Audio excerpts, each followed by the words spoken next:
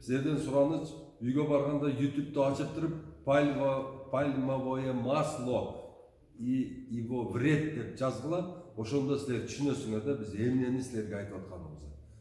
Пальмовое масло, пальманын майы биздин организмде эрибейт.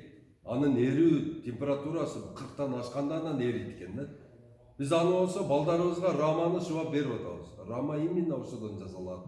Башка маргариндерде да ошолордон эң низкий синтезированный эмне деген май ошол болот. Анын деген тоннасы 1 тоннасы $50, $40 болот. Ошону алып келип туруп производительдер печеньеге да кошуп атат, нанга да кошуп атат, шоколадка да кошуп атат. Бар жоктун бар жолу ошол эң арзан пальмовый масло менен жасап туруп, пальманын май менен и бизге кетирип атат.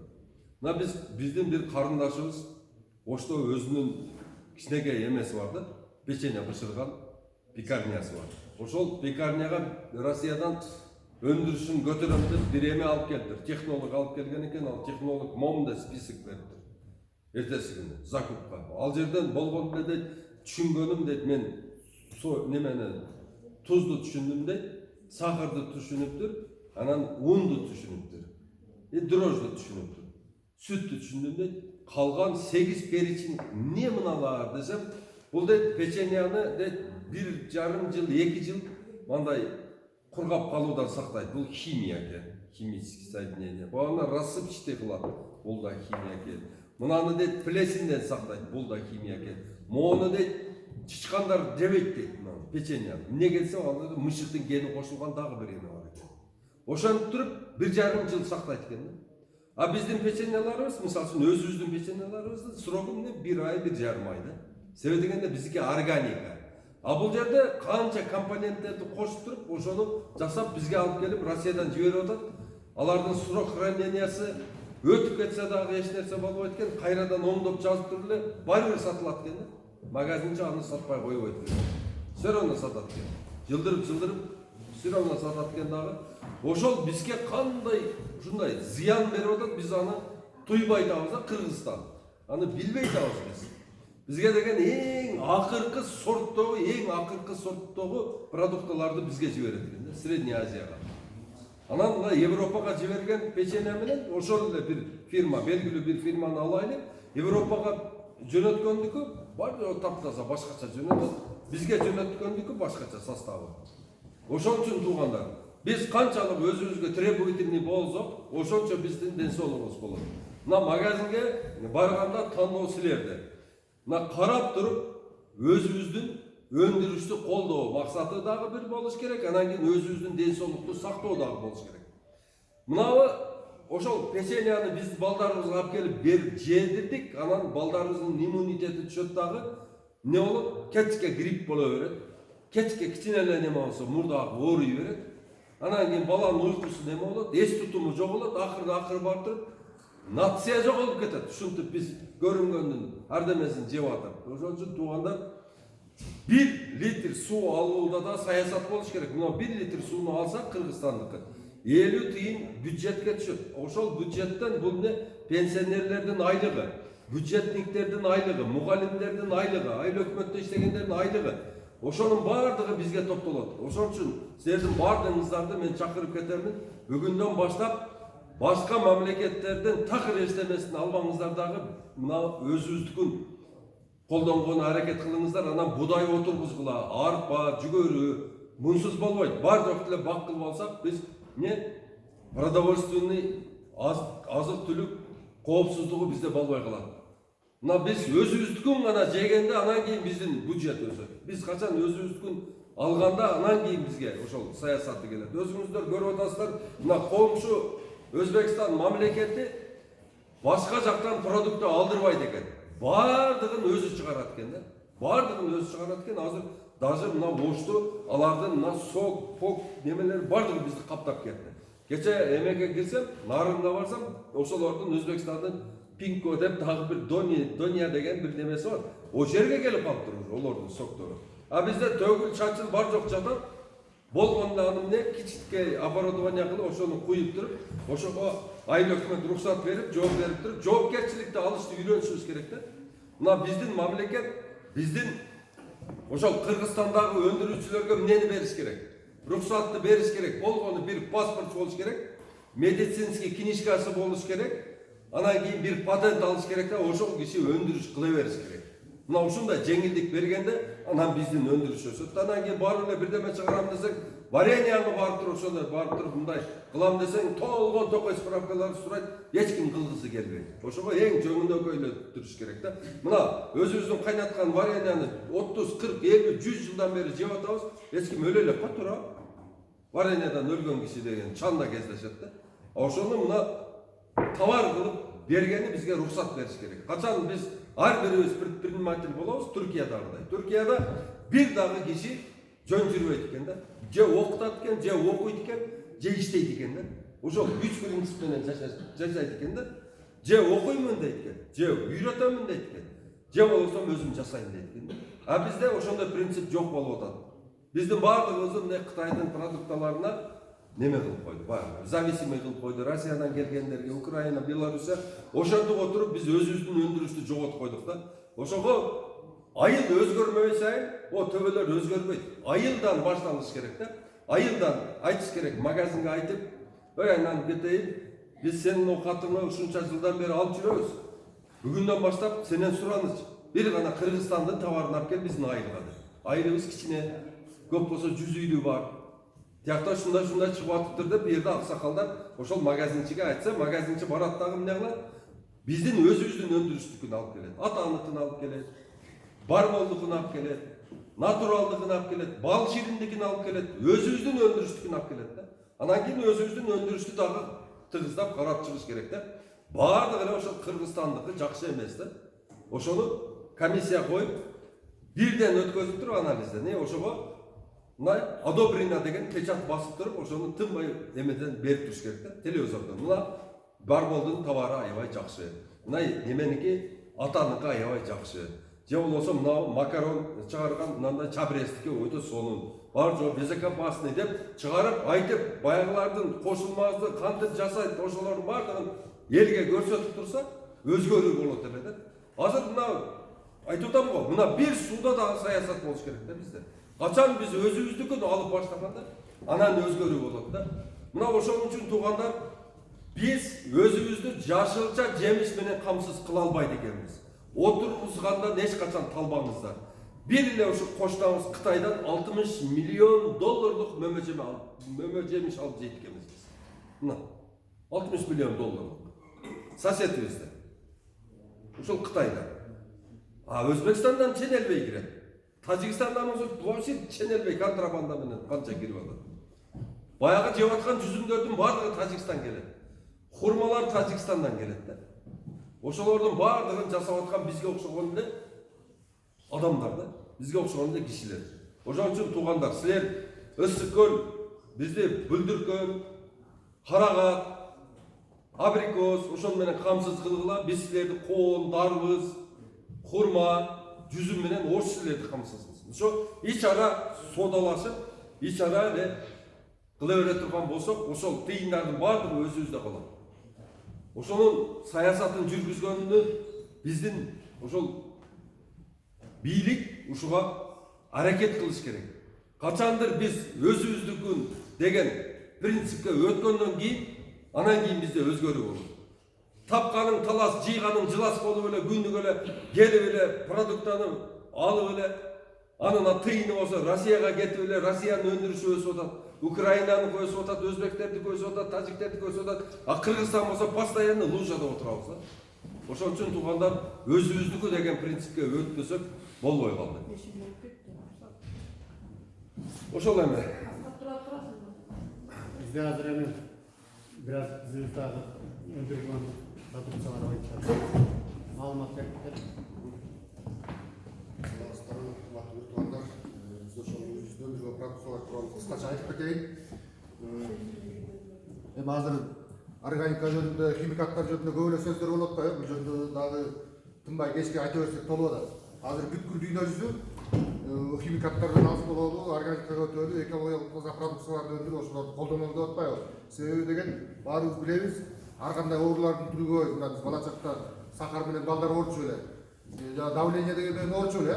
Азыр мына кемдеп атырдан баштап ооруй баштады. Анын себеби эмне? Жанагы эле химикаттар, жанагы мындай ашыкча нерселер көп колдонгондон ошондон болуп атат. Эми ошондой болбош үчүн бул азыр дүйнө жүзүндө могу биздикine окшогон биопрепараттарды экологиялык таза калуучулар чыгарып аткан чоң биофабрикалар, ушундай биолабораториялар көп. Биздин кичинекей биолабораторияда дагы могу биопрепараттарды эки түрүн өндүрүп чыгарабыз. Биринчиси биолигнин, экинчиси триходермин. Мына Рахат эже билет, биз менен жолу тыгыз иштешип жүргөн, ушуларды көп колдонду. Ушул чөлкөмдөгү көп эле кишилер колдонуп жүрдү.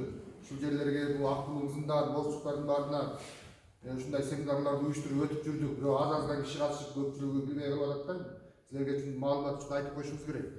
Анын үстүнө биз азыр деген органикалык айыл чарба департаменти болуп кайра өзгөрдүк да. Ошол биз пилоттук чарбаларды уюштуруп атабыз. Ошолорго деген күчө болуп кирсеңер болот.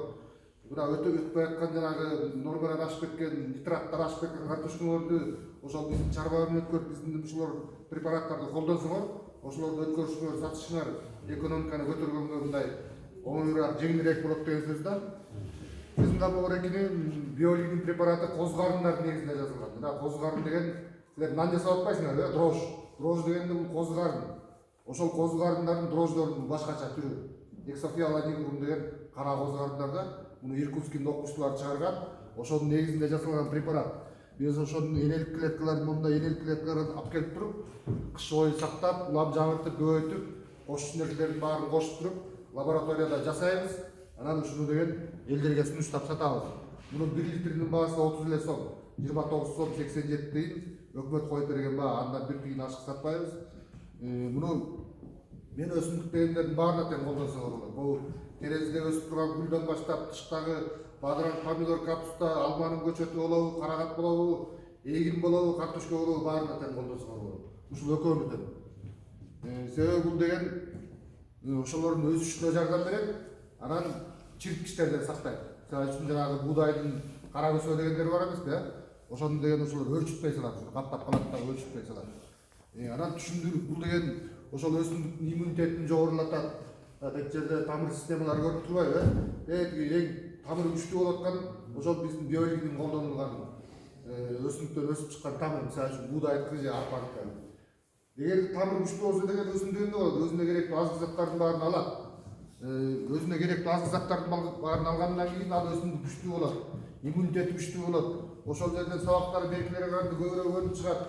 Жанагы баштары бүтүн болот, жанагы пустозерность. Мындай чүрүштөр болбойт, бош калган буудайлар болбойт. Анан ошонун баары чогулуп отуруп 12-20% түшүндүрүп көбөйөт. Бул болсо эч кандай адамга зыяны жок. Мисалы үчүн оозго кирип кетсе, териге эч кандай аллергия пайда кылбайт. Ушундай эч кандай экологиялык таза, эч кандай зыяны жок. Муну биз эки түр менен колдонобуз. Үрөндөргө колдонобуз, анан үстүнөн подкорка листовой кылып беребиз. Мына биздин бул жерде брошюркалар бар, ошол жерде биздин немелери бар, телефондор бар, ошолор менен байланышып алсаңыздар болот. Рахат эжебиздин немелердин адрестерин билет. Экинчи бул триходермин препараты. Бул деле ошондой эле козгардындардын дагы бир башкача триходерма ирнорм деген түрүнөн жасалган да. Бул деле ошол эле стимулятор катарына кетет, анан тамыр чирткичтерге каршы иштейт. Жанагы мисалы үчүн алманын оорулары бар эмеспи? Парша, манилиоз, плодовая гниль, альтернариоз, жанагы өрүктөрдүн котур деген оорусу бар. Кластероспориоз деген ушул сыяктуу. Картошконун бизде өзүнчө картошкону көп айлайт эмеспи? Фитофтороз деген бар, ризоктониоз деген бар, кара чирик, шакек челбичирик дегендер. Ошонун баары ошол эле козгарындар пайда кылат. Ошол козгарындарды өстүрбөй, ошолорду муутуп жок кылып, ошолорго пайда келтире турган да ушул. Эч кандай буда химикат жок. Будагы адамдын ичине кирип кетсе деле эчтеке болбойт. Кокусунан мындай суу менен кошо жутуп алса. Анан териге тийсе деле эч кандай зыяны жок. Бирок бир айырмасы бул экөөнү бир убакта колдонгон болбойт. Себеби бул күчтүү антагонист, мунун аракетин жоюу эткен. Эгерде муну колдонсок, бир жума 10 күндөн кийин муну колдоныш керек. Же болбосо муну колдонгондон кийин муну колдоныш керек. Мунун дагы кургагынан суюк формасы бар. Мисалы үчүн биз алма өрүк, картошконун баарын түшүмдү жыйнап алып, үстүндө повырктерге салабыз да, камбаларга салганда, мисалы үчүн картошкону салып койсок эмне болот?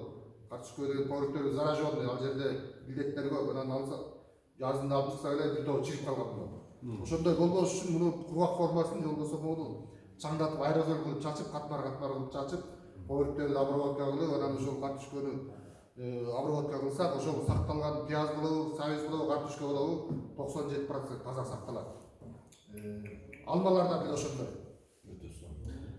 Булар жөнүндө кыскача айтып бердим. Мен бизде андан тышкары мунун баасы 55 сом, 54 сом 10 тыйын, 20 тыйын ушундай өкмөт коюп берген баалар. Будайга чачса канча берет гектарына? Будайга азыр мен анын нормаларын бул жерде жазылган. Силерге таштап кетейин, анан көбөйтүп аласыңар. Андан кийинки бизде деген энтомофагтар деген бар. Энтомологияны билесиңер, курт-кумурскалар жөнүндө илим. Бул бизди курчап турган чөйрөдө пайдалуу курт-кумурскалар бар. Анан ошол пайдалуу курт-кумурскаларга мителик кылгандары бар. Мителик паразиттер. Паразит болгондо менен алар пайдалуу. Булардын дүйнө жүзүндө ушундай пайдалуу курт-кумурскалардын түрлөрү көп колдонуп жүргөн. Эң биринчиси трихограмма деген көпөлөк.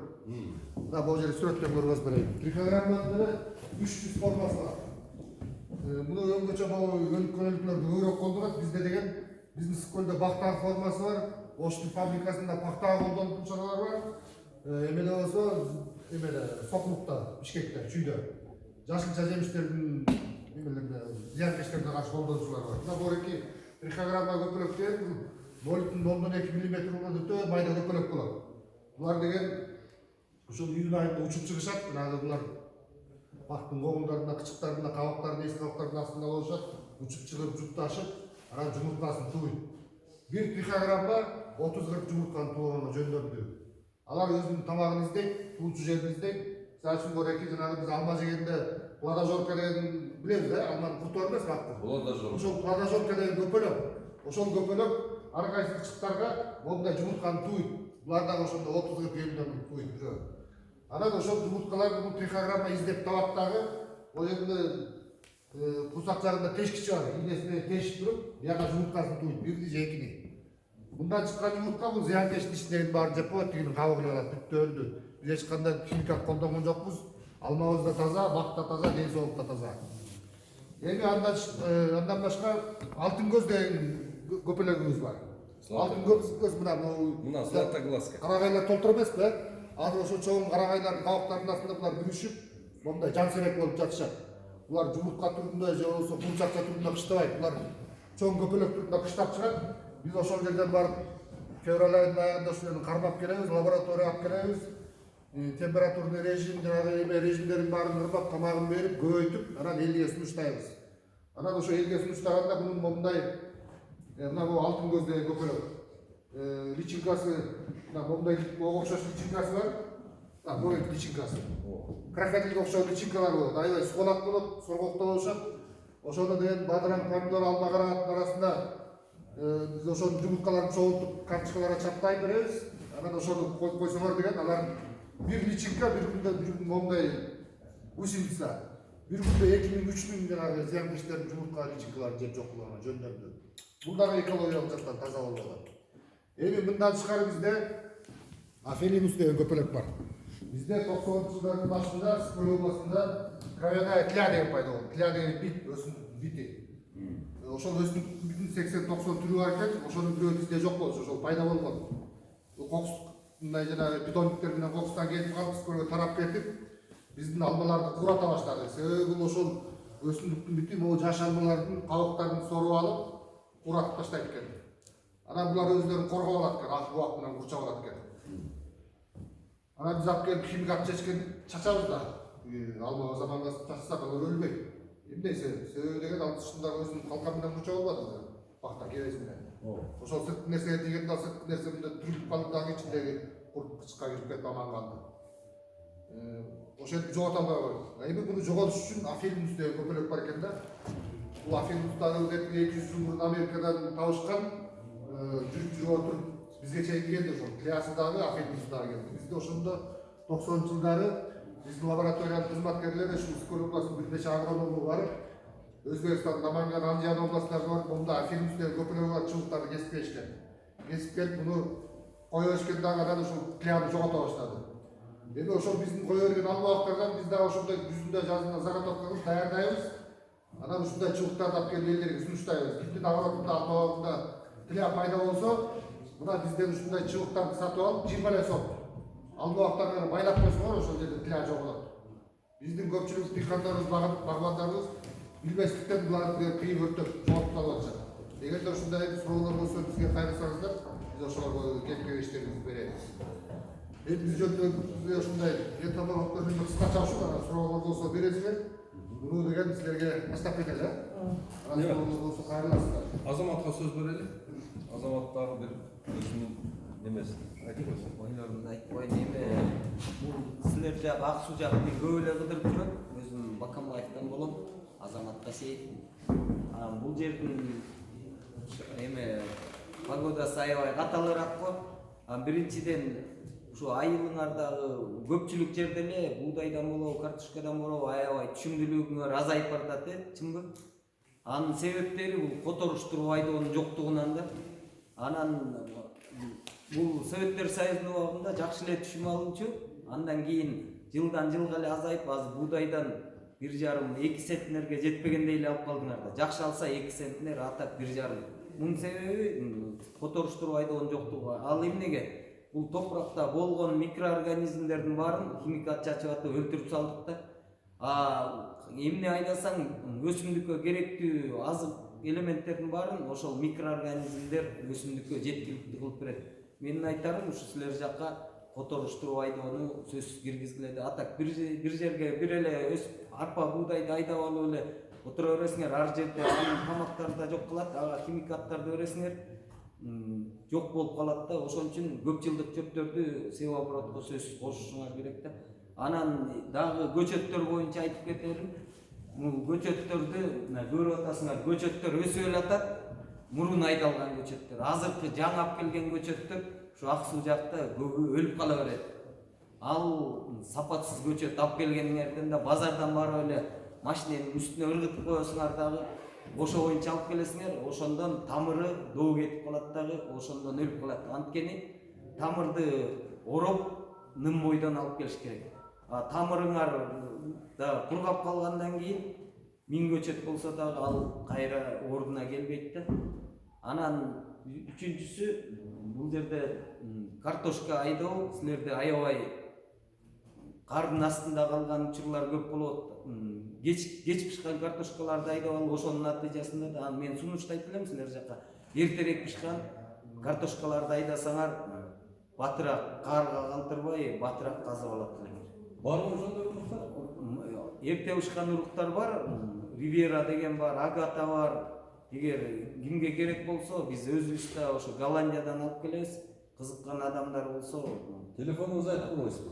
0777 73 64 15. Голландиянын Агрико компаниясынын үрөндөрүнүн элиталарын алып келебиз. Заказ менен айылыңарга чейин жеткирип беребиз. Номериңизди айтып коесуңуз. 0777 73 64 15.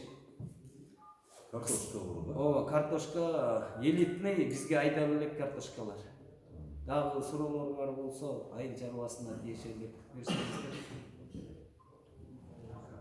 Рахмат, суроолор жок экен. Ушуну менен чогулушубузду жаптык. Келип бергениңиздерге чоң рахмат.